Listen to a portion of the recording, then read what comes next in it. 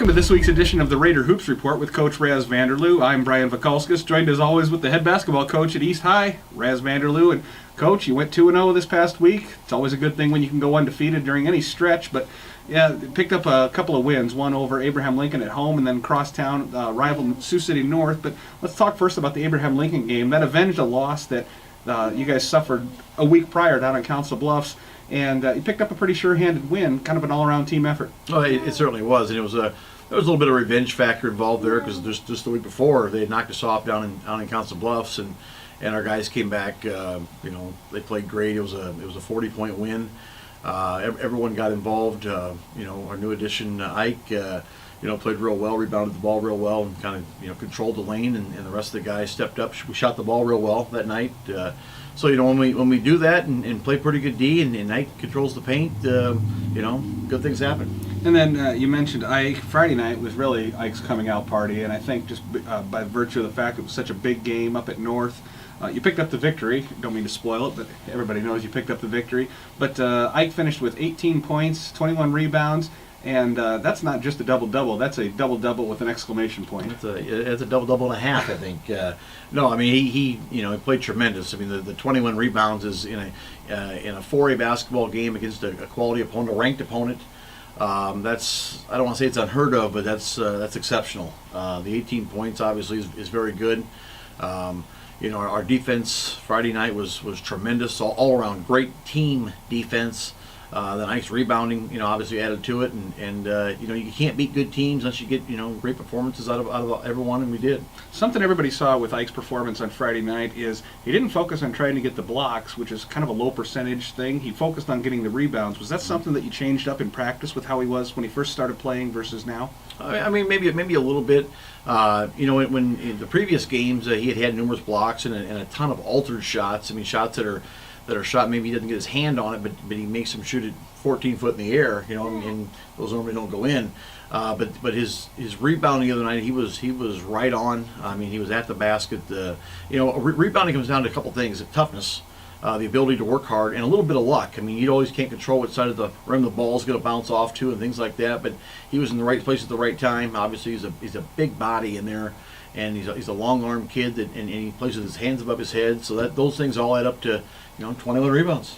And then when you have a player like him who comes in halfway through the season and joins the team, it kind of changes the flow. First half of the season, we saw Wyatt Mounts scoring 20-some points a game, and then now Ike into the lineup. He's got almost 20 points. Wyatt didn't have as many Friday night, but when you can kind of do that and make all those adjustments, that's something that takes a little bit of work, not only from the coach but from the players, just to realize your offense is going in a different direction. Oh, absolutely. I mean, you kind of hit it on the head. We've kind of went from, and we were doing, I thought, very well on the perimeter. And we still have that option available, but we went from more of an outside team to an inside team. When you can take Ike and Chase on the inside, and I want to say this, since Ike's come back, he's played 3 games, and I believe Chase has played his best 3 games of the year. And we had talked about that beforehand, that when he comes back, that's not going to steal any of your thunder. I mean, that's only going to help you, and it really has. I mean, Chase Kern's a tremendous 4-man. I mean, he's a very good 4-man, and playing a little out of position, playing the 5, not a lot, but a little. But you can really tell he's more at ease there. He's getting great looks at the basket. His rebounding is improved. I mean, everything is improved for him, and I'm happy for him on that aspect. All right. When we come back, I want to talk to you about the big men. We've mentioned your 2 big men, Chase Kern and Ike, and I want to talk to you about what it takes to coach a big man in this league. We'll be right back with more of the Raider Hoops Report with Coach Raz Vanderloo.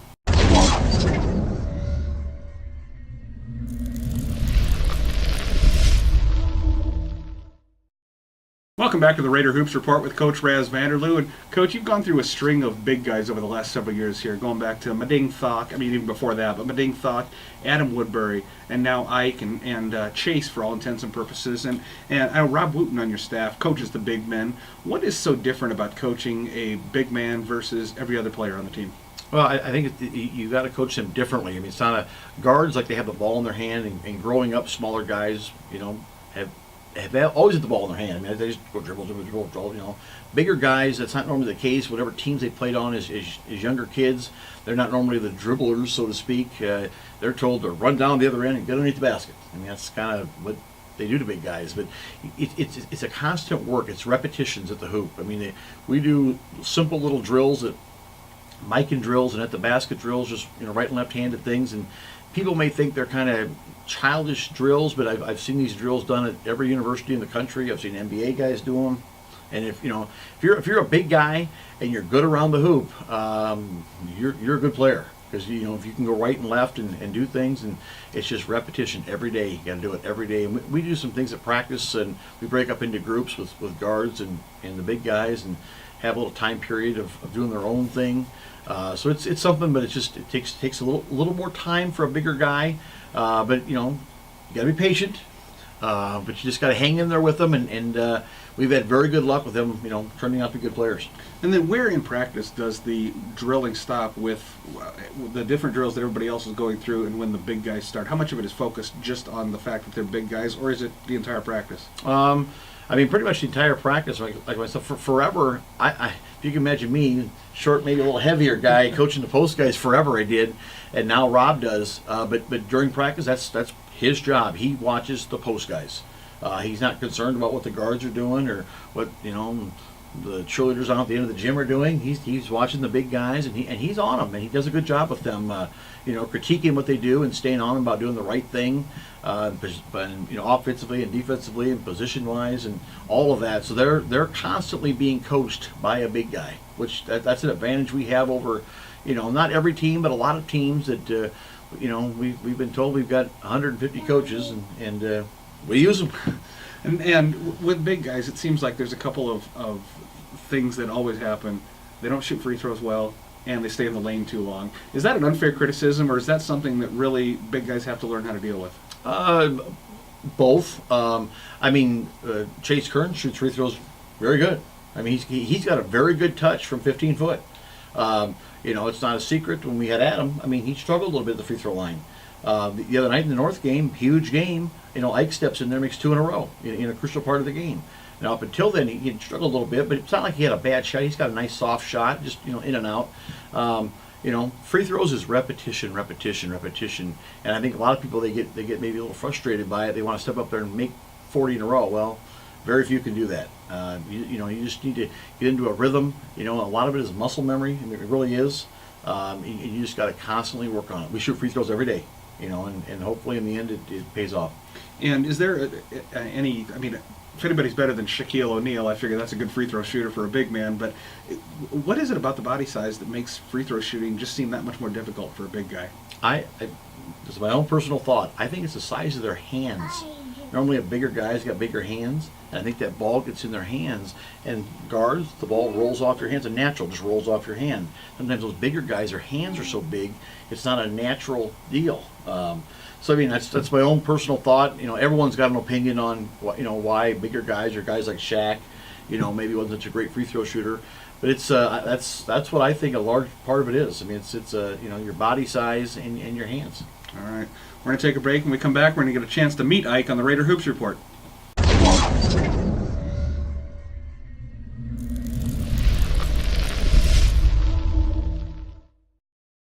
Welcome back to the Raider Hoops Report with Coach Raz Vanderloo. However, this is not Coach Raz Vanderloo. We're joined by East High's newest basketball player, Ikenna Akwarabizia. We call him Ike, though, those of us that know and love him. And Ike, you came to East High School in the beginning of the school year. You've been here for a year. Can you kind of tell us about your history? Originally from Nigeria, correct? Yeah. And over in Nigeria, you were quite old when you picked up a basketball for the first time. Oh yeah. Well, I started playing basketball in 2010. Hasn't been that long. But I just kind of because what I did before basketball was soccer.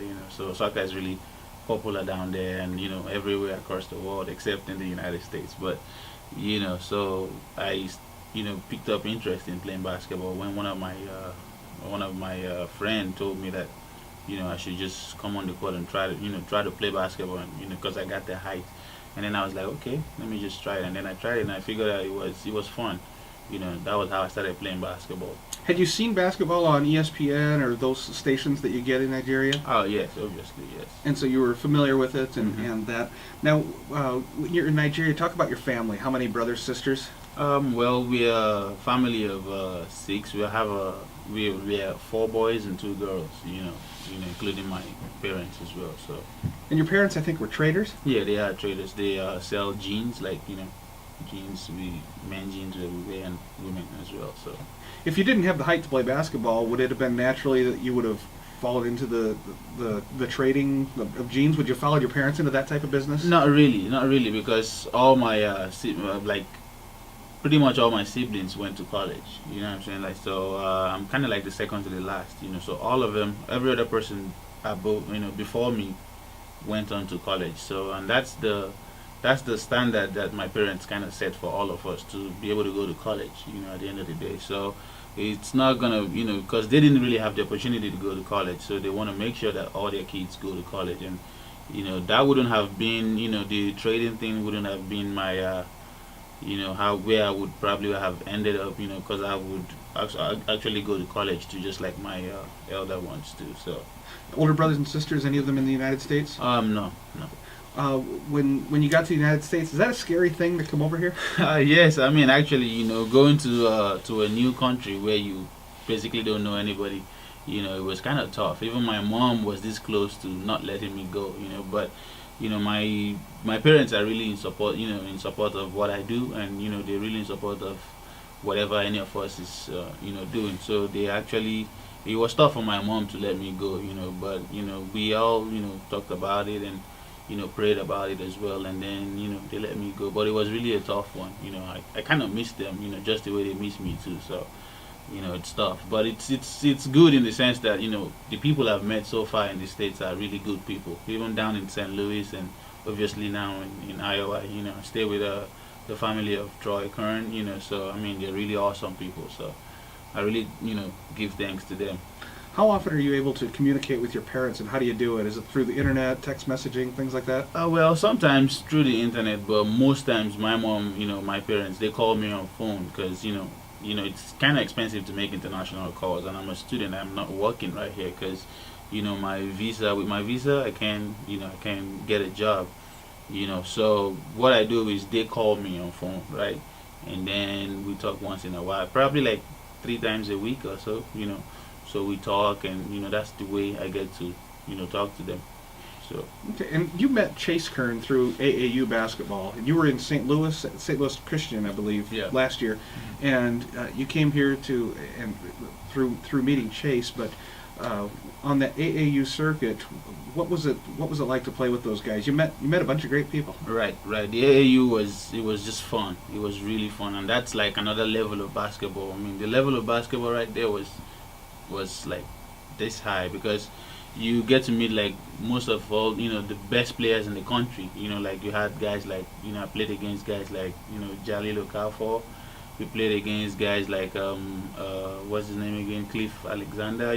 Just to mention a few of those guys. We played against them, and it was really tough. The level right there is just awesome. And had you not been playing basketball and pursuing college, where would you have looked at going to college had you not left Nigeria? Well, I probably would have gone to one of those, colleges down there in Lagos. Actually, University of Lagos.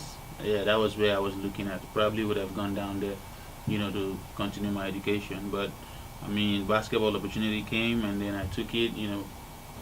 Came over here to the States. So it's really wonderful that I had the opportunity, and I'm grateful and thankful for it. And then I know something people are always curious about: is English your native language? Yeah, well, we have our own native languages too, but the reason why I speak English or speak it this fluent is because we as a country, Nigeria was a country that was colonized by the British, back then in 1960. So English is our official language, but then we have our own native languages, because we have like ethnic groups in Nigeria. We have the Igbos, the Yorubas, and the Hausas. So I'm from the Igbo tribe, and then we have our own native language. But as I was growing up, going to school and all that stuff, my parents actually made us to learn the English and all that stuff, and as well as our own language as well. And I know over in Nigeria you have different TV stations coming from Americas. You have CNN, ESPN. You knew what Family Guy was. Right, right. Are you discovering things now in the United States that cultural things that you didn't know existed? Was pizza big over there? Not really, not really. And now it's everywhere here. Right, it is. I mean, back then, most of the things I'm seeing right now, we just used to see them on TV back then. But I had an idea of, what I was going to expect. I mean, what I was going to see when I get to America, But, back there, we didn't really have most of all those things. There was hot dog, but it's not like as popular as it is right here. Most of like pizza, some places back home don't even have pizza. You know what I'm saying? So it's just, it's just kind of like we are trying to emulate the American culture. You know what I'm saying? But we don't really have most of all the things that are here. We just saw them we used to see them on TV back then. And I know that you spent a lot of time at McDonald's, and so you became a finalist for McDonald's All-Americans. Is McDonald's in Nigeria? Oh yeah, but the stuff is not like how it is right here. It's just fast food. Like, I don't know. We have what they call meat pie, and just rice, and just the way they just produce like African kind of things. So it's not really like as it is right here. So Well, we saw your breakout game at North High last weekend, and now it seems like nationwide people are putting it on Twitter about you, and big write-up in the paper and things like that. Is that kind of neat? Did you have that down in St. Louis when you'd have a big game? Well, we used to in some of the games are down at St. Louis. We have these some of the news guys and journalists and all that come to our game, but it's not this this big and whatever. There was a time I was in the news for. There was a game we had, played in Kansas and all that stuff. So we used to have a little bit of publicity as well, but not as huge as it is right here. So, And do your parents have the internet so they can see the articles that are written about you? Yes, my mom actually called me a couple of days ago, and she was like, she saw the blog I had on the Council Council Bluffs, Lincoln? Bluff, yeah, Abraham Lincoln game. She was impressed. She was like, wow, so you could jump that high? So I was just, laughing and all that stuff. So. As far away as Nigeria is, it's still a small world with the internet, right? Right. Well, as you're looking to finish out your year, I know that you're kind of getting into these rivalries after the loss to Heelan a couple of weeks ago or back last month. You tweeted about how it was going to be revenge time the next time. Right. You're kind of getting into what these rivalries are all about. Right. That time I couldn't play. It was kind of mentally, kind of like, I felt really sad because. Sitting on the bench right there, you're healthy, you're not, injured and all that stuff, but you can't play just because, you're not eligible yet. It felt really bad, and, looking at my teammates, go down to a team that I think we could potentially, beat. It was kind of tough for me. So, what I'm doing right, the meaning of that tweet was to show them that, once I get eligible and all that stuff, we're coming out with full force, So like last night's Friday's game was kind of like an evidence, to show how the rest of the season is gonna go. I'm not just taking credit for the Friday game. It was a team effort. Without my teammates, we couldn't do it. I can't do anything without my teammates. So it's just a collective effort, from everybody. So there's some nights you score, there's some nights you won't score, there's some nights you're on, so there's some nights you're off. So it's just a collective thing, and we keep working hard out there. We'll be fine. All right. Well, Ikenna Akwarabizia, your friends call you Ike. Yeah. Best of luck to you the rest of the season. It's a pleasure getting to know you. Thank you. And we'll be back with more of the Raider Hoops Report with Coach Raz Vanderloo.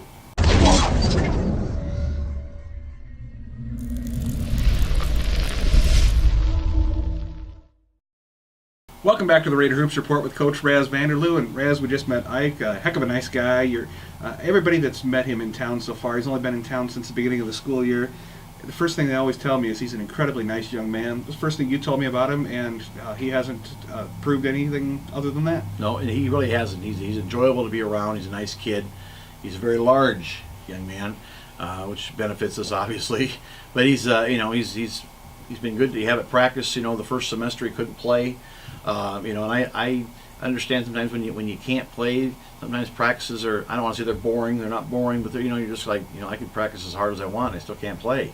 But since now Christmas time, when he's become eligible and able to play, his His practicing's been very good. Obviously, his games, every game he's gotten a step or a couple steps better. Friday night obviously was a big time deal, and I couldn't be more happier for him. And we just got to kind of keep rolling along with it and see what happens. Well, let's look at the week ahead. Tuesday night, you welcome West High Wolverines to the gym, a crosstown rival. You won big last time up at West, and now coming back to the gym. What's West going to show you? Well, West has 3 kids that are capable of doing quite a bit. We got to guard them. I mean, they roll them out there and they shoot the ball well, and if they're hitting shots, who knows what's going to happen. I do think inside we probably have an advantage, which it's not a secret. We're now we were an outside inside team. Now we flipped that over. We're an inside outside team. So we're going to work the ball inside and work off of that and see how things go. But we always like to play fast but in control, and we like to play a good hard-nosed defense. And I think I'm not a betting man, but if I was a betting man, I'm guessing Chase Kern doesn't get 2 fouls all night after last West game where he got 2 fouls in the first minute and a half and sat for half of it. So I think I'm not taking that bet. And then Friday night, still back up at the home gym. You got a home slate this week. You welcome Heelan. Lost on the road there in December, and coming back, Heelan is the same Heelan that you faced. You now have Ike. How can Ike work into your game plan for Heelan, and then what's Heelan going to bring? Well, I think if anybody remembers that game, they dominated us on the boards. I mean, the rebounding was a huge margin against us that night, and I think obviously he will help in that. I hope he helps a lot. But I really think that his ability to clog the lane and to rebound, and then you put another good one next to him in Chase Kern, those 2 kids in our conference, they're as good rebounders, individually. Now you put them both together. I have to think our rebounding Friday night will be better. And when you can rebound and clog the lane, don't give them easy shots, I mean, that's only going to help you. And, then we got to go to the other end and execute and make shots. So, Heelan's a great opponent. Obviously, it's a rivalry for us. It's our pink out night, so it's a big deal with that. And it should be a fun night Friday. All right, I was going to say it's usually black and orange, but pink is the color Friday night. Talk about that. It's a special occasion. It certainly is, and personally for myself, it really is. We started it last year, kind of a Rich Vanderloo scholarship night, and had a great response to it. And Central Bank has stepped up and really helped out with that, and they have again this year. And we're very appreciative for what they've done over there. And you're going to see a lot of pink T-shirts in the crowd, and probably about 1,000 of them. And for the East Heelan game, the crowd's always fired up anyway. It's 2 good teams, and so hopefully it's a fun night for the fans. Hopefully the good guys come out on top, but I can't control that. But I think it'll be a very highly spirited game. It's a rivalry game. Good teams, good players, and we can raise a little money for a good cause. And it's not just breast cancer. It's not just lung cancer. It's all cancers. It's all cancers. Like I said, my father passed away from kidney cancer, and we're supporting all types of cancers regardless. I know a lot of people when they have pink games, they think it's a breast cancer deal, and we support that also. But ours is an all cancer type thing, and we don't. The money that's brought in, it all goes 100% goes back, and so hopefully we can raise a little bit and get a victory out of it. All right, Coach Raz Vanderloo, 2 big city games. You don't have to leave the friendly confines. Best of luck this week. Thank you much. All right, we'll be back next time on the Raider Hoops Report with Coach Raz Vanderloo.